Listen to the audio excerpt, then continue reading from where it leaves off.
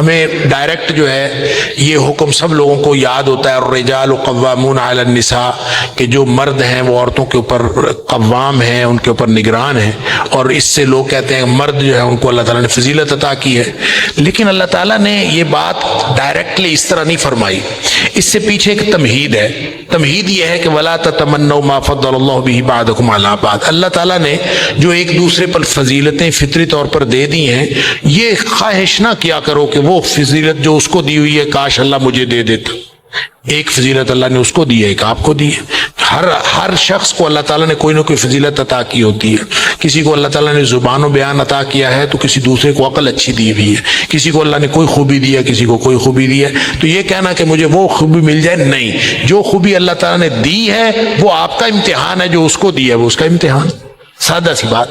لہٰذا عورتوں کو اصل میں پیدا ہوا گلہ اور شکوہ پیدا ہوا، خاص طور پر ام سلمہ رضی اللہ تعالیٰ عنہا نے، ان سے روایت ہے کہ عورتوں نے نبی اکرم صلی اللہ علیہ وسلم سے بات کی. مسند احمد کی روایت ہے کہ عورتوں کو جہاد کا موقع نہیں ملتا، مردوں کو جہاد کا موقع ملتا. اتنا بڑا عمل ہے اور وہ عورتوں کو موقع ہی نہیں ملتا، تو یہ تو مرد ساری برتری اور فوقیت لے گئے. اللہ تعالیٰ نے اس کے جواب میں یہ آیت نازل فرمائی وَلَا تَتَمَنَّوْا مَا فَضَّلَ اللَّهُ بِهِ بَعْضَكُمْ عَلَىٰ بَعْضٍ. اللہ تعالیٰ نے فطری طور پر اگر کسی کو فضیلت اور فوقیت دے دی ہے تو اس کے لیے تمنا نہ کرو کہ یہ مجھے کیوں نہیں ملی.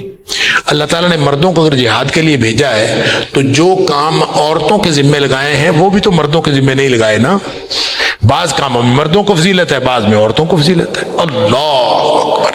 گھر کے اندر اگر عورت رہتی ہے، دیکھیں کتنا بڑا پیکج ہے کہ نبی کریم صلی اللہ علیہ وسلم فرمایا ایک عورت جو خامد کی فرما برداری کرتی ہے، 5 وقت نماز پڑھتی ہے، سال بعد رمضان کے روزے رکھتی ہے اور اپنی عزت کی حفاظت کرتی ہے. 4 باتیں: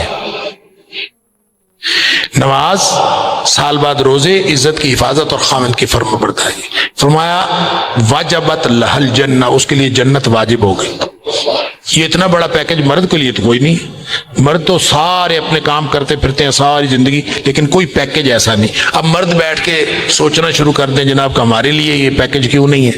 تو وَلَا تَتَمَنَّوْا مَا فَضَّلَ اللَّهُ بَعْضَكُمْ عَلَىٰ بَعْضٍ مَا فَضَّلَ اللَّهُ بِهِ بَعْضَكُمْ عَلَىٰ بَعْضٍ. اللہ تعالیٰ نے بعض فضیلتیں بعض کو دی ہیں.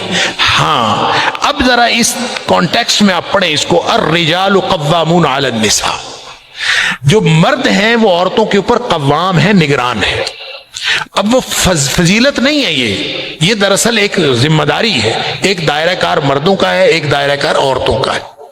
اور مرد جو ہیں وہ قوام ہے، وہ نگران ہیں. چونکہ وہ نگران ہیں فرمایا اس لیے دی بما فضل اللہ بعضهم علی بعض وبما انفقوا، اس لیے کہ اللہ تعالیٰ نے جو بعض خصائص میں فضیلت دی ہے، مرد کو اللہ تعالیٰ نے جس طرح کے خصوصیات دی ہیں عورت کو اس طرح کی خصوصیات نہیں دی. تو مرد کو نگران بنا دیا ہے. عورت نگران ہو تو معاملات اور طرح کے ہوں گے، مرد نگران ہو تو معاملات اور طرح کے ہوں گے. اور دوسرا یہ ہے کہ مرد کما کے بھی لاتا ہے، اس لیے بھی قوام اور نگران.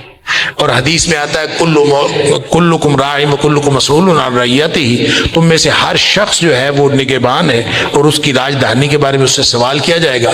اس میں فرمایا والرجل راع فی بیتہ، جو مرد ہے وہ اپنے گھر کا اوورال نگران ہے.